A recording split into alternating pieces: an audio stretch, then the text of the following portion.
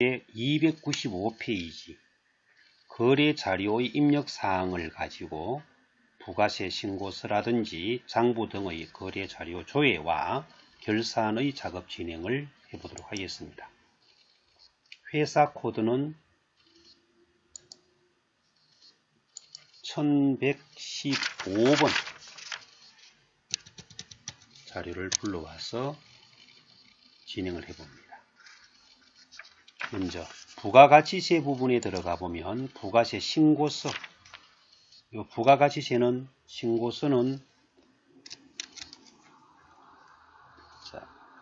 1년 1월 1일부터 12월 31일까지 했을 때 6월 30일까지로 1기, 2기 이렇게 구분하죠. 3월 31일까지 예정, 1기 예정 기간은 1월에서 3월이에요. 여기가 확정. 2기 예정 7월에서 9월이죠. 2기 확정 10월에서 12월입니다. 이런 단위 기간을 알아두시고 부가세 신고서 들어가서 이렇게 조회할 수 있도록 단위 기간을 입력하면 입력 자료가 집계되어 나오게 됩니다. 다음은 세금 계산서 합계표, 매입자 발행 세금 계산서 등 자료를 볼 수 있습니다. 그럼 297페이지 보면 1기 확정 기간에 거래된 매입 거래처 수는 세금 계산서 합계표를 보시면 됩니다. 1기 확정 기간이면 4월 1일에서 6월 31일, 4월에서 6월. 이때 매입이면 매출이라면 여기에서 매출로, 매입 자료를 보고자 하면 매입으로, 그리고 데이터는 전체 데이터를 봐야지만 총 자료를 볼 수 있습니다.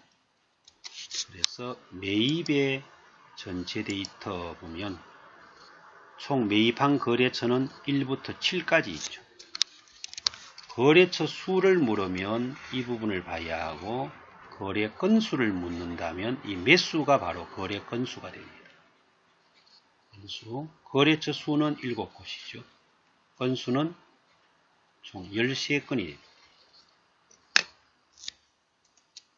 1기 확정신고 기간 동안 매입시액 불공제, 우리가 전표 입력하면서 불공 등으로 입력했던 자료는 부가세 신고서에 들어가서 보면 4월 1일에서 6월 30일 했을 때 공제받지 못할 매입시액, 이 부분이 있습니다. 1720에 172만원이라고 나오죠. 아니면 이 부분을 짚고 들어가면 여기 세부사항으로서 16번의 세부사항이 이렇게 나와요. 세액을 물으면 172만원, 공급 가액을 물으면 1720만원이 됩니다.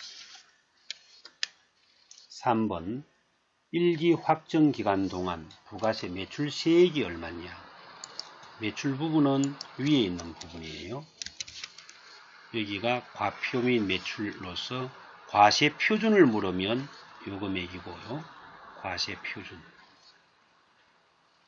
매출 세액을 묻는다면 이 금액이 되겠죠. 1567만원. 영세율로 발행된 세금 계산서의 공급 가액은 영세율의 세금 계산서 발급분의 공급 가액은 1억. 이렇게 조회할 수 있습니다. 확정 기간 동안 매출 세금 계산서의 매수와 공급 가액은, 그러면 세금 계산서 합계표로 들어가서 매출 부분이죠. 기간은 1기 확정 기간이니까 4월에서 6월 매출의 전체 데이터 총 매수는 10매, 10건이죠. 공급 가액은 249400 이렇게 확인할 수 있습니다.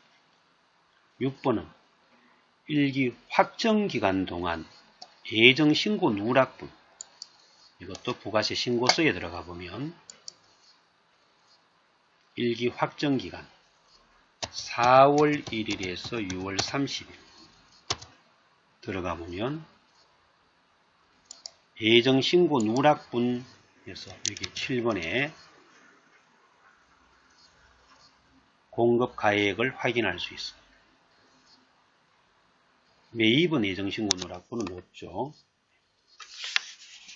이런 형태로 해서 자료를 찾을 수 있고, 예정기간 동안 수익금액 제외에 해당하는 것, 수익금액 제외 이런 자료를 물으면 위에 상단 F4번의 과세 표준 명세 여기를 들어가서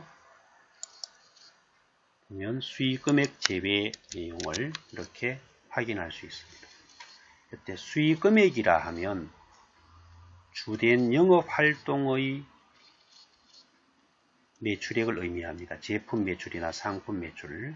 여기에 제외된다라는 것은 주로 고정자산의 매각분, 건물, 기계 등의 매각이나 부가세법에서의 간주공급 적용받아서 과세 표준에 들어온 것, 이런 자료가 수익금액 제외에 들어오는 자료가 됩니다. 다음은 비유동자산과 감가상각을 들어가 보겠습니다. 자, 부가세 부분 봤으니까요.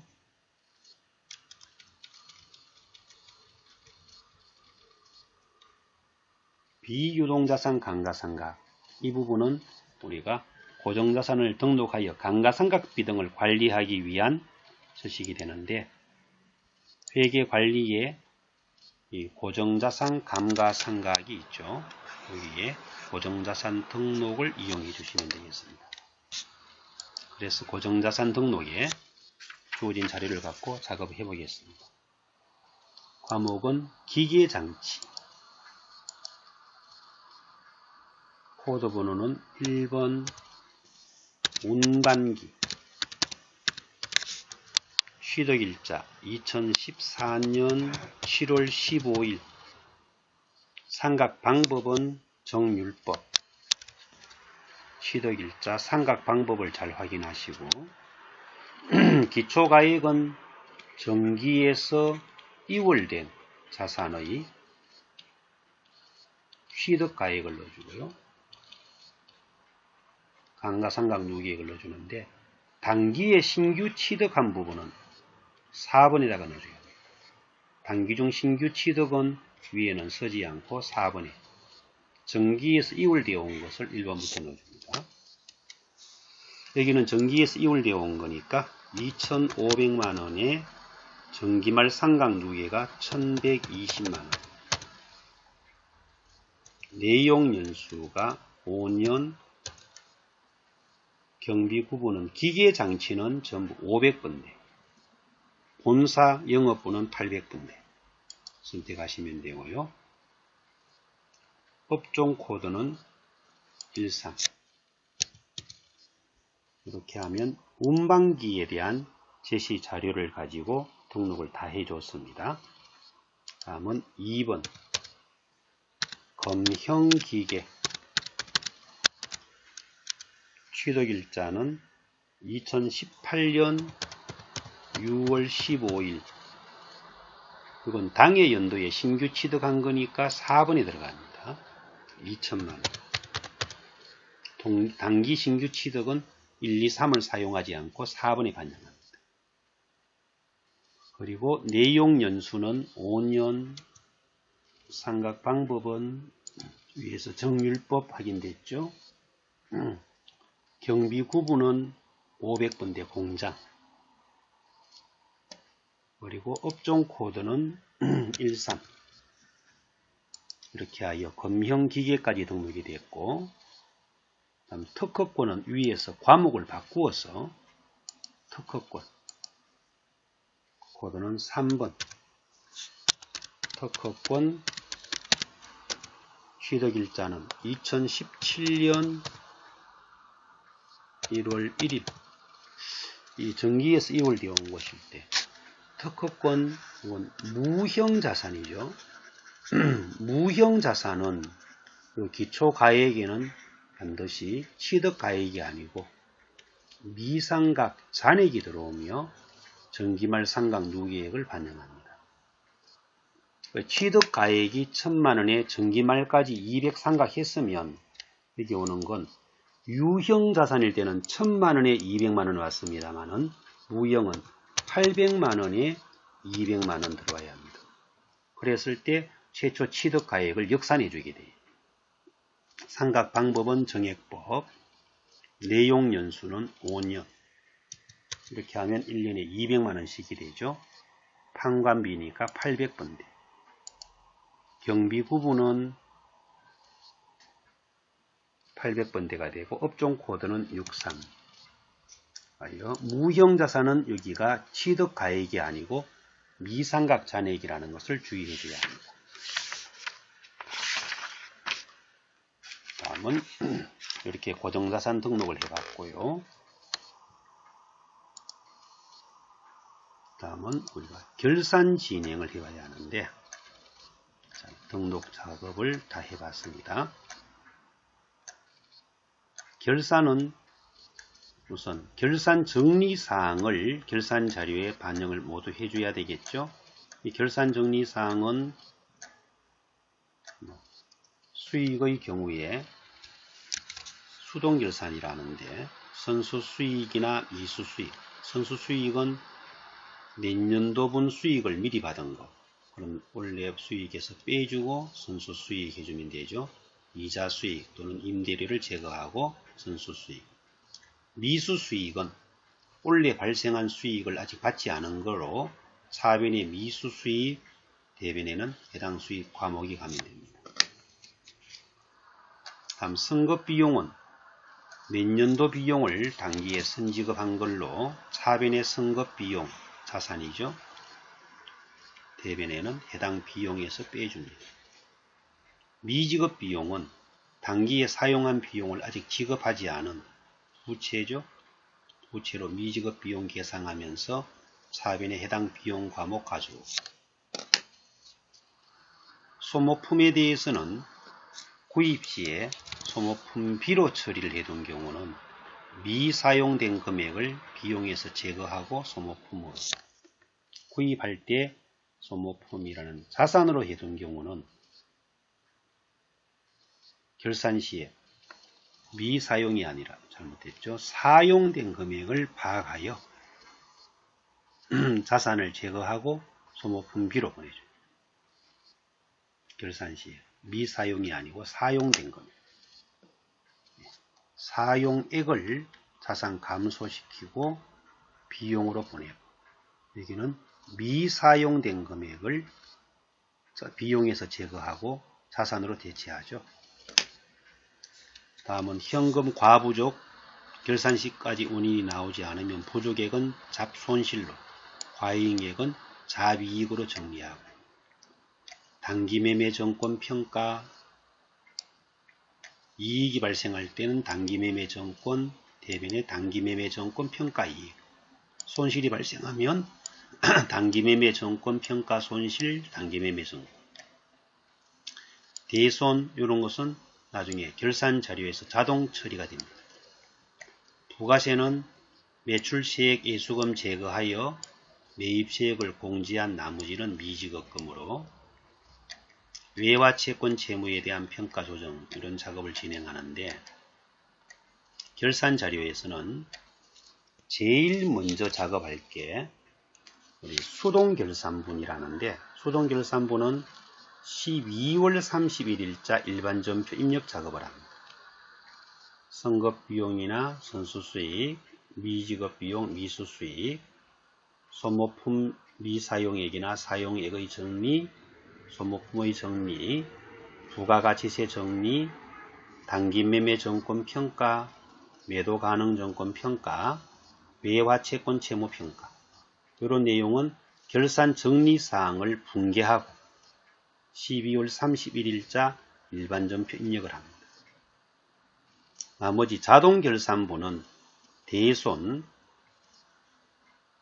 그리고 재고자산, 감가상각, 퇴직급여 충당 부채 설정, 대손 설정, 무형자산 상각, 선납세금의 정리, 이런 내용을 자동결산이라 합니다. 수동결산을 가장 먼저 해주고, 자동결산은 결산자료 입력창에 가서 해당 칸에다가 금액을 입력하여서 확인 처리를 해줍니다. 그리고는 이 입력이 작업이 끝나고 나면 F3 전표 추가해서 금액 입력한 것이 장부에 반영될 수 있도록 해주고, 그리고는 손익계산서로 가서 조회한 뒤에 이익잉여금 처분계산서에서 처분 내용을 정리해주고, 전표 추가 정리하고는 다음은 마지막으로 재무상태표를 조회하는 형태로 결산이 진행이 되어 나가는데, 여기 주어진 자료를 가지고 우리가 결산 정리를 한번 해볼 텐데요. 재고자산, 퇴직급여 충당 부채, 대손, 감가상각 등은 전부 자동결산 자료입니다. 그리고 법인세 추산액도 자동결산 자료인데, 이 자동결산은 이렇습니다. 우리 여기 결산자료 입력창에 가서 1월에서 12월 하여 여기 결산 반영 금액으로 넣을 수 있도록 바탕색이 있는 거 있죠. 기말 원재료, 퇴직급여 충당 전입액, 연금 충당 전입액, 다음은 감가상각, 기말 제공품, 기말 제품, 퇴직급여, 감가상각, 다음은 밑에 내려와 보면 대손, 그리고 기타의 상각, 다음 법인세의 정리, 이 부분이 자동결산이에요. 자동결산은 여기에 해당 칸에 금액만 직접 입력하여 위에 상단에 전표 추가해주면 끝나기 때문에 별도의 회계 처리를 필요로 하지 않습니다. 그래서 제일 먼저 할 작업은 수동결산 자료를 일반 전표 입력 12월 31일자 일반 전표 입력에 들어가면 1, 2, 3, 4는 자동결산이고요. 5번 대여금에 대한 당기의 기간 경과분 이자, 돈을 빌려준 것의 기간 경과분 이자를 받아야 하는데 아직 받지 않았다는 의미가 되겠죠.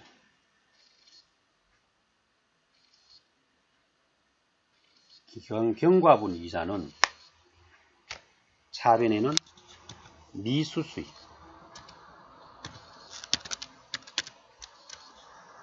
미수수익 금액은 60만원, 대변에는 이자수익 60만원, 가수금 잔액은 LG전자의 제품 계약금으로 밝혀지다. 이러한 임시계정 정리도 다 수동결산인데 이거는 찾기 들어가서 시산표를 열어서 12월 31일 현재 가수금 잔액을 확인해 옵니다. 부채 부분에 가수금이 250만원 있죠. 이걸 정리하라는 거예요. 그럼 차변에 가수금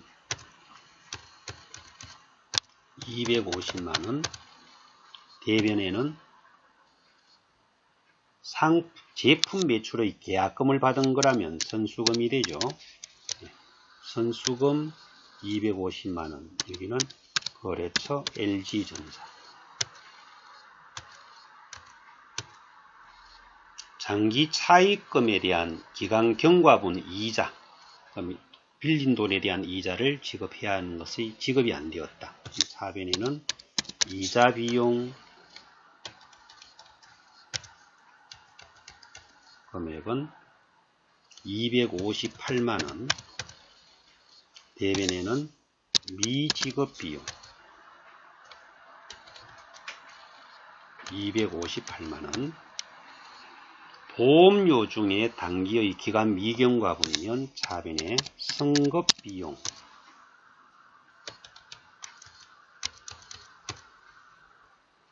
$25만원, 대변에는 보험료, 판매관리비 보험료죠. 25만원. 소모품 중 현재 미사용분, 소모품비로 비용 처리한 것 중 미사용분이니까 차변에 소모품 7만원, 대변에는 소모품비, 판매관리비입니다. 7만원. 이렇게 해서 수동결산 자료를 우선적으로 12월 31일자 일반 전표 입력 처리를 다 완료하고는 다음 자동결산 자료를 진행합니다. 결산 자료 입력 1월에서 12월 기말 원재료에 800만원 내려와서 기말 제공품에 354만원 기말 제품에 570만원 그래가지고 퇴직급여 충당 부채 설정은 생산직은 노무비의 퇴직급여에 2,500만원 판매관리비는 판매관리비의 퇴직급여 전입액에 1,500만원 대손충당금 설정은 상단의 대손상가, 나중에 강가상가, 퇴직충당도 여기서 넣어도 되는데 이렇게 직접 입력했으면 후퇴 위에서는 사용하지 않아도 됩니다. 그럼 대손은 대손상각 열면 전체 과목에 대해서 설정이 뜨는데 매출채권이라 하면 외상매출금하고 받을 어음이죠. 이 두 개에 대해서만 설정하고 나머지는 사용하지 않겠다는 겁니다. 설정하지 않는 과목에 대해서 계산된 것들은 전부 스페이스바로 다 지워주시고 해서 하단에 결산 반영 넣어주면 대손상각이 이렇게 반영이 되어 들어옵니다. 다음 감가상각은 고정자산 등록한 자료를 가져오려면 위에 감가상각에서 가져오면 되는데 여기에서는 등록에 관계없이 아래 금액을 넣어라 했기 때문에 취소하고 여기에서 판매관리비는 이때 판매관리비의 감가상각비에 와서 건물에 2,430만원 비품에 180만원 해당 자산 과목을 잘 찾아야 합니다. 차량 운반구에 345만원 넣어주고 다음은 제조경비는 위에 제조경비의 감가상각비 들어와서 차량 운반구에 290만원 기계장치에 1,080만원 이렇게 넣어주고요. 그럼 1, 2, 3, 4를 여기 자동결산 자료로 반영을 다 해줬고 다음 법인세 부분입니다. 법인세는 전체 추산액이 2천만원인데 이 중에 미리 낸 게 915만원이 있어요. 그럼 선납세금을 결산 반영 금액에 915만원 넣어주고 2천만원 중에 915만원이 선납되었으니까 나머지 추가 계상할 금액은 1,085만원 하여 이 선납세금 적립분과 추가 계상액을 합한 이 금액이 법인세 추산액과 일치가 되어지면 됩니다. 이렇게 해서 금액 반영이 다 됐으면 반드시 왼쪽 상단에 전표 추가를 해줘야지만 최종 장부에 반영되는 게 됩니다. 그래서 전표 추가 이렇게 하면 결산 진행이 다 되었고요. 그리고는 이제 손익계산서 조회로 들어갑니다. 손익계산서 이제는 결산재무제표의 손익계산서 12월 31일자. 손익계산서는 조회만 해주면 끝이 나요. 그리고는 닫고 이익잉여금 처분 내용이 있으면 이익잉여금 처분 계산서, 그때는 저장된 데이터를 불러오시겠습니까 할 때는 결산 후의 수정된 순이익을 가져와야 하니까 항상 아니오로 들어가게 됩니다.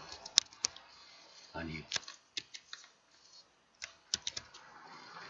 항상 아니오를 사용해 주셔야 돼요. 그리고 당기 처분 예정일이 있으면 처분 예정일 넣고, 처분 사항이 있으면 처분 사항을 입력을 해주면 되는데, 이때 당기 처분 예정일은 2018년 사업연도라면 2019년 2월 28일 또는 3월 31일 해서 처분 자료 대상이 있으면 넣어주고는 전표 추가 해주고, 마지막으로 줘야 하는 게 재무상태표 열게 됩니다. 이렇게 해서 에러 없이 열려지면 이제 결산이 완료된 게 되겠습니다. 이를 기초로 해서 이제 장부조회 교재 320페이지입니다. 이건 뭐 회계 2급 과정에서도 많이 실습해 봤을 텐데, 5월 31일 현재 외상 매출금 잔액이 얼마인가? 실습의 이제 14번 320페이지입니다. 외상 매출금에 대한 잔액, 얘는 뭐 계정별 원장이나 뭐 합계잔액 시산표나 어디든 가능합니다. 5월 31일 외상 매출금 잔액 166960 또는 뭐 계정별 원장 5월 31일 외상 매출금 잔액은 166960 알 수 있죠. 6월 30일 현재 거래처별 받을로움 계정 잔액이 얼마인가? 거래처별 잔액을 알려면 거래처 원장 6월 30일 받을로움 거래처는 처음부터 엔터 해주면 처음부터 끝까지 다 줘야 됩니다. 거래처는 두 개가 나오죠. 현대전자 3300, LG전자 1500. 다음은 5월 30일 현재 거래처별 외상 매입금 잔액이 얼마인가? 거래처 원장 5월 31일 외상 매입금의 전체 거래처는 엔터입니다. 세 군데가 있죠. 태창산업 4,910만원, 광주정밀, 전남테커 이렇게 확인이 됩니다. 4월 1일 현재의 판매 관리비, 특정 일자를 알려면 일개표로 가야 됩니다. 월 단위는 월개표가 되는데 하루니까 4월 1일 하루분 판매 관리비는 70만원. 3월 1일부터 3월 15일까지의 제조경비가 얼마인가? 그럼 일개표에 3월 1일에서 3월 15일까지 제조경비 합계는 55만원. 6번은 단기중 제품 매출이 가장 큰 달, 한 계정 과목의 월별 금액을 바로 하나로 보려면 총계정 원장 단기 1월 1일에서 12월 31일까지 제품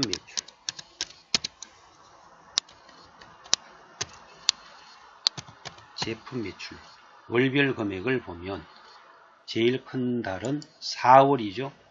237609 이렇게 해서 1월부터 12월까지 월별 금액을 다 볼 수 있습니다.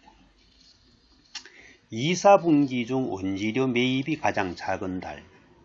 2, 4분기면 1, 4분기가 1, 2, 3이니까 4월 1일에서 6월 30일까지의 원재료 4, 5, 6월 3개월 비교해보면 제일 적은 달은 6월 132만원, 가장 큰 달은 5월 9,100만원. 5월에 발생한 판매 관리 비중 현금 지출액. 이건 월계표나 또는 일계표. 5월이면 한 달. 월계표 5월에서 5월.